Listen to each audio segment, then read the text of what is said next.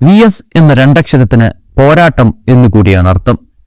കുട്ടിക്കാലത്ത് ജാതി വിവേചനത്തെ അരഞ്ഞാണമൂരി തല്ലി തുടങ്ങിയ പോരാട്ടം അത് പിന്നീട് നാട്ടിലെ എല്ലാത്തരം അനീതികളെയും നേരിടുന്ന ഒരു വലിയ പോരാട്ടമായി വളർന്നു.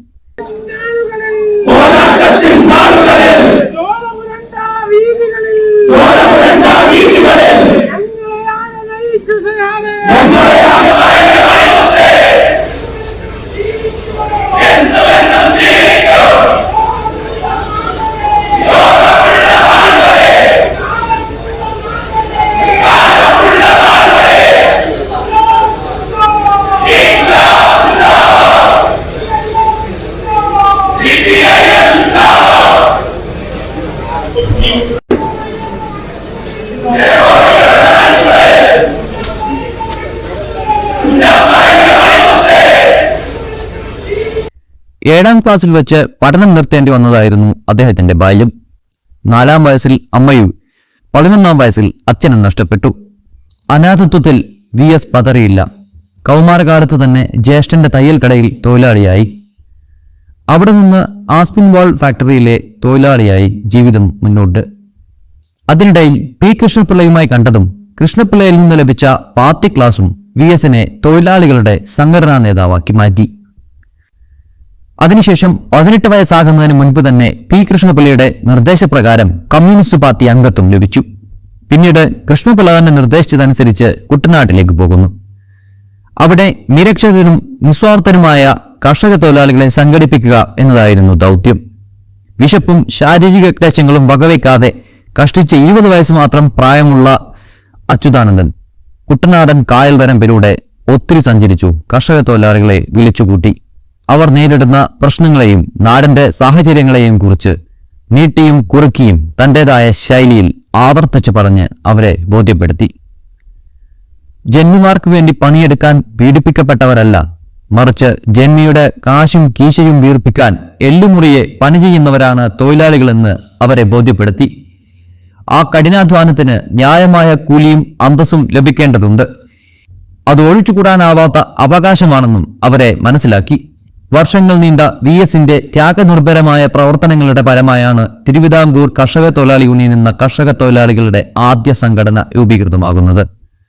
അത് പിന്നീട് കേരള സ്റ്റേറ്റ് കർഷക തൊഴിലാളി യൂണിയനും ഒടുവിൽ അഖിലേന്ത്യാ കർഷക തൊഴിലാളി യൂണിയനുമായി രാജ്യമാകെ പടർന്നു പന്തലിച്ചു.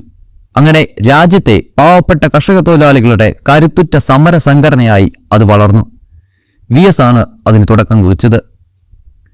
അങ്ങനെ കേരളത്തിന്റെ നെല്ലറയായ കുട്ടനാടിന് സംഘടിത പ്രസ്ഥാനത്തിന് രൂപം നൽകിയതിന്റെ ചരിത്രവും സ്വന്തമായി. പിന്നീട് ആലപ്പുഴയിലെ കയർ തൊഴിലാളികൾ, മത്സ്യത്തൊഴിലാളികൾ, തെങ്ങുകയറ്റ തൊഴിലാളികൾ, കൊപ്രാമിൽ തൊഴിലാളികൾ എന്നിങ്ങനെ ജീവിതത്തിന്റെ രണ്ടറ്റവും കൂട്ടിമുട്ടിക്കാൻ ബുദ്ധിമുട്ടുന്നവരുടെ കണ്ണീരൊപ്പി പാവപ്പെട്ട ജനവിഭാഗങ്ങളെ സംഘടിപ്പിക്കുന്നതിനുള്ള പ്രവർത്തനങ്ങളിൽ VS വ്യാപൃതനായി. അമ്പലപ്പുഴ ചേർത്തല താലൂക്കുകളിലെ കയർ ഫാക്ടറി തൊഴിലാളികൾ ആരംഭിച്ച പണിമുടക്ക് ഒടുവിൽ ഐതിഹാസികമായ പുന്നപ്ര വയലാർ സമരമായി ചരിത്രത്തിലേക്ക് സ്ഥാനം പിടിച്ചു. ഈ സമര സംഘടനകളുടെ പ്രവർത്തനങ്ങളുടെ നേതൃനിരയിൽ VS ഉണ്ടായിരുന്നു.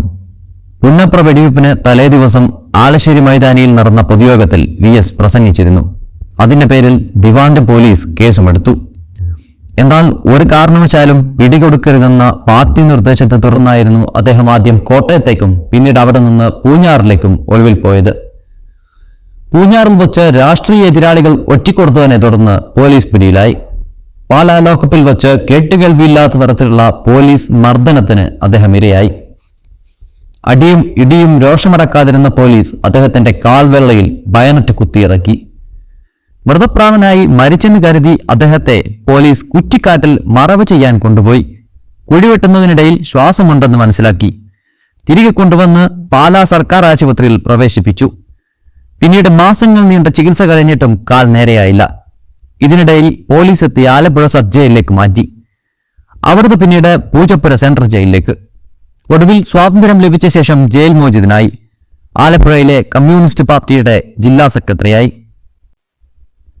1957 ആദ്യ തെരഞ്ഞെടുപ്പിൽ EMSന്റെ നേതൃത്വത്തിലുള്ള കമ്മ്യൂണിസ്റ്റ് ഗവൺമെന്റ് സാക്ഷാത്കരിക്കുന്നതിന് ഏറ്റവും വലിയ സംഭാവന നൽകിയത് ആലപ്പുഴയായിരുന്നു.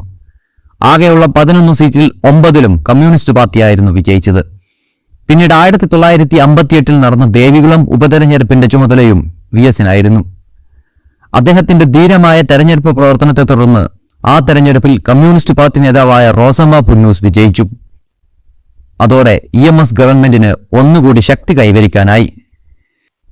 ആ ഗവൺമെന്റിനെ താഴെയിറക്കാൻ നിരോധന ഓർഡിനൻസ് കൊണ്ടുവന്നതും പിന്നീട് സമഗ്ര കാർഷിക നിയമം പാസാക്കിക്കൊണ്ട് പാവപ്പെട്ട കുടിയാന്മാരെയും കർഷക തൊഴിലാളികളെയും ഭൂമിക്ക് അവകാശികളാക്കി മാറ്റുന്നതിന് അസ്ഥിവാരമിട്ടതും VS ഉൾപ്പെടെയുള്ള നേതാക്കൾ ആലപ്പുഴയിൽ നടത്തിയ പോരാട്ടങ്ങളുടെ കൂടി പരിണിത ഫലമായിരുന്നു.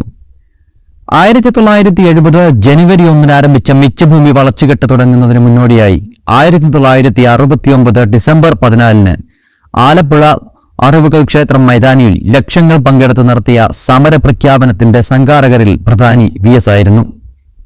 ഇതിനു മുന്നോടിയായി AKGയുടെ നേതൃത്വത്തിൽ കർഷക സംഘവും VSന്റെ നേതൃത്വത്തിൽ കർഷക തൊഴിലാളി യൂണിയനും 2 ജാഥകൾ നടത്തിയിരുന്നു. ഈ ജാഥകളുടെ സംഗമത്തെ തുടർന്നാണ് ചരിത്രപ്രസിദ്ധമായ അറവുകാർ സമ്മേളനം നടന്നത്. 1970 മിച്ചഭൂമി സമരത്തിന്റെയും പ്രധാന കേന്ദ്രങ്ങളിലൊന്ന് ആലപ്പുഴയും പരിസര പ്രദേശങ്ങളുമായിരുന്നു. അവിടെ സംഘാടകനായി നിറഞ്ഞു നിന്നത് VS ആയിരുന്നു. കേരളത്തിലെ നെൽവയൽ സംരക്ഷണത്തിന് കർഷക തൊഴിലാളികൾ നടത്തിയ സമരത്തിന് ചുക്കാൻ പിടിച്ചതും VS ആയിരുന്നു. 1997 ജൂൺ 9 മങ്കൊമ്പിലെ ഭദ്ര തിയേറ്ററിൽ ചേർന്ന കൺവെൻഷനിലായിരുന്നു അത്. നെൽവയൽ സംരക്ഷണ സമരത്തിനും തുടക്കമിട്ടത് കുട്ടനാട്ടിൽ തന്നെയായിരുന്നു. സമരം പ്രധാനമായും അരങ്ങേറിയത് കുട്ടനാട്ടിൽ. എന്നാൽ അതിന്റെ പേരിൽ VSനെ വെട്ടിനിരത്തുകാരനെന്നും പറഞ്ഞ് ആക്ഷേപിക്കാൻ വരെ രാഷ്ട്രീയ എതിരാളികളും ചില മാധ്യമങ്ങളും ശ്രമിച്ചു. ഇത്തരത്തിൽ ആലപ്പുഴയുടെ മണ്ണും മനുഷ്യരുമാണ് VSന്റെ ചരിത്രപരമായ പോരാട്ടങ്ങൾക്കെല്ലാം ഇന്ധനമായി മാറിയത്. ഒടുവിൽ ആലപ്പുഴയിലെ വലിയ ചുടുകാട്ടിൽ സഖാക്കൾക്കൊപ്പം ഓർമ്മയായി എരിഞ്ഞു തീരുമ്പോൾ VS ബാക്കി വെക്കുന്നത് 1 നൂറ്റാണ്ടോളം നീണ്ട തന്റെ സമരങ്ങളുടെ സ്മരണകൾ തന്നെയാണ്.